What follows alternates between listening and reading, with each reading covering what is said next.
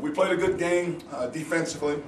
I think offensively we had some of the same woes we've had before, where you saw us miss some shots and you saw us miss some basketball plays that were on the floor. But we talked about it in the huddles, we talked about it at halftime, just in terms of keeping your calm and keeping your composure. Eventually we were going to make some plays and make some shots, but defensively we were really focused on the game, and then we had an opportunity in the second half where there was just a little bit of a spurt there to take the game over and everything. And in Washington State, I thought they did a nice job down the stretch of keeping their mental into the game. We turned right around and played them again on Wednesday. And obviously you play a team 3 times, and we've played them I think 3 times at the end of the season here the last 3 years. So it's going to be a battle down there. But the good thing about it, the conference is now 0-0. And that's for a lot of people across the country. Our March Madness starts on Wednesday, and we're aware of that. When we win, we can continue to play, and who knows, maybe we get ourselves to a championship game, and if we don't go to an NCAA tournament, we're back here for an NIT or college basketball sprint. You never know. So maybe there is another game sitting here somewhere. So the most important thing right now is that we get rested up, get ready to get on the road, heading into dead week, heading down to LA. Ernie, was this game also emotional for you with all this Not at all. you've dealt with? Not at all. Not at all. I have an ability to drown out noise. I want to talk about TP, and I'm going to talk about Dick Harder, because you brought him back here, and I thought it was injustice to him to use him in any other way than to honor this building, because I thought Dick Harder was the best coach that ever coached here. And he made the pit what it is. And this was about Dick Harder on Thursday, and it was about Tawan Porter and Jovan Catron today. And I thought it was a great way to close out this building for those guys. When you think of Jovan and when you think of TP 5 years, 10 years down the road from now, what's going to come to mind first of those two? They graduated from the University of Oregon. I mean, you know, it's not our jobs as coaches to give you, the media, each individual personal story of these guys. But you have missed a lot throughout the years, I think, with so many kids to come here, what they go through. And these are not kids that you pull off the streets either. These are kids that have a lot of stuff that's going on in their lives.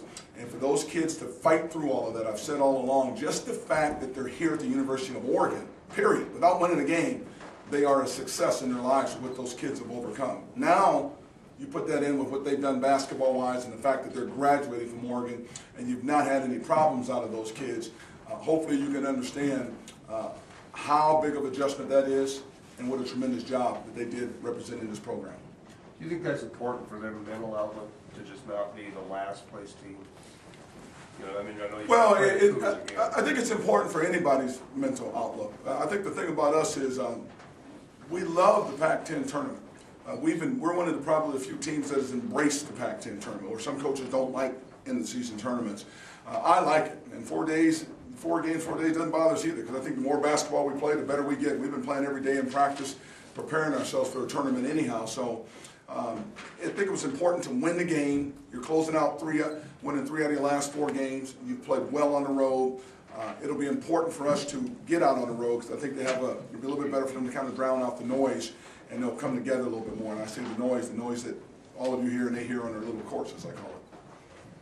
Do you entertain the hopes that, you never can tell, you've won this tournament before, that maybe Oregon could go on one of those runs again? This conference, to me, was a conference that was wide open this year. I think Cal figured some things out, being the senior-dominated team, and they did what they were supposed to do. They win their first championship in 50 years. But this conference is so up and down. It really is the team that'll be playing hot, that'll have their confidence, that'll have their focus for, in our case, 4 days, in other cases 3 days, and it really is. And I think for us right now, the fact that you look at it as your postseason play, we'll have them ready to play. Their energy and their spirit's in a good place right now, and it'll be good getting them on the road, and anything's good, anything can happen in that tournament. We certainly feel like we're one of the teams that can win the tournament. Your response to a television report today that it's... I've never heard no report. I'm talking about Tawan Porter and Dick Harder. I don't know why you guys won't listen to me in that, because it's their week and it's their day. Can you talk about Matt Court? I mean, this has been such a big part of your life as a player and as a coach, and the fact, I mean, doesn't it hit you in the gut at all that this was your last Pac-10 game as a coach here tonight? The thing about this building, and when you talk about hitting in the gut, I'm 55, and I spent 7 years in the Middle East and 20 years working to get back here to Oregon, so it's not too much going to hit me in my gut, but the thing about this building, it's got such a great reputation in terms of its name across the country. And it's been a joy to be able to go into homes with the type of passion that people just don't hear, but they feel in your soul and in your spirit as you sell a community and sell a building and what is taking place here.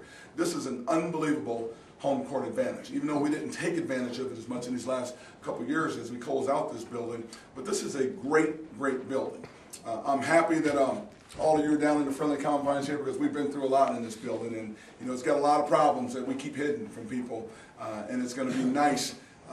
I think when that new building is finished over there, obviously it's going to be a beautiful building over there, but this building will never be forgotten because this is a great, great building with some tremendous history in it. Based on your earlier comments about Tawan, would you say then that his character should be one of the things that should be best remembered about him? Well, you know, if you think of this again, there's no question about it, his character. And not only that, but I'll say it again, and maybe the best way to put it is to put it to you this way.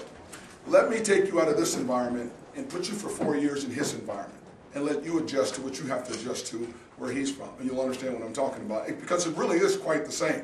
He's come into this environment. He has embraced this community. He's done everything right. He's graduating early. He's a great, great kid. And it's unfortunate, no question, no different than Aaron Brooks, that in this day and age, the internet and your own fans have to beat up your own players.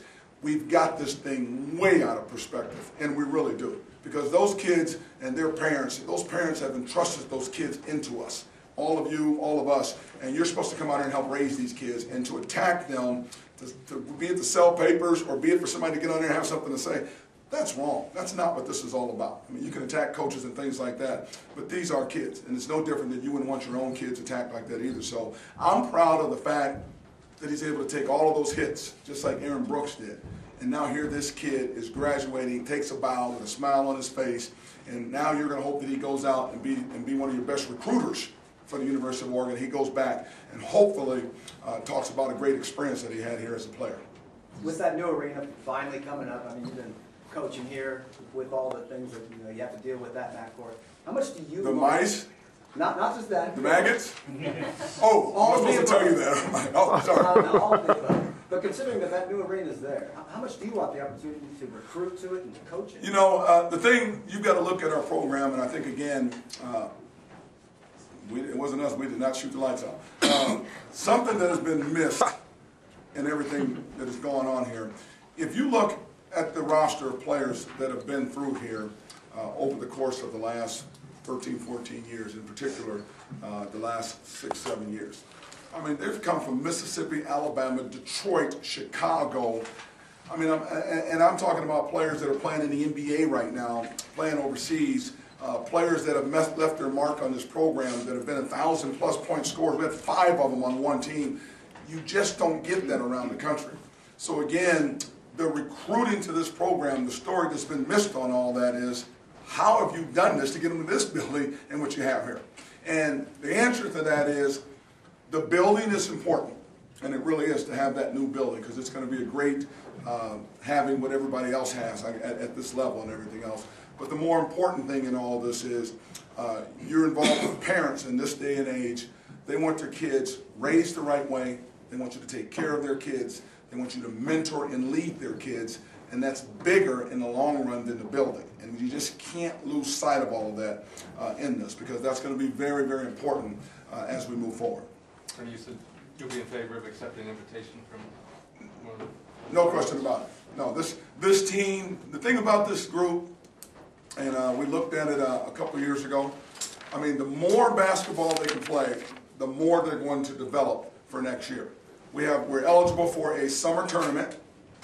There's 2 pieces they need, and they have an opportunity to still grow right now. So we want to play as much basketball as we can play right now. So that's why I'm happy that their spirit's in a good place. My voice is done. Thank you very much. Go Ducks.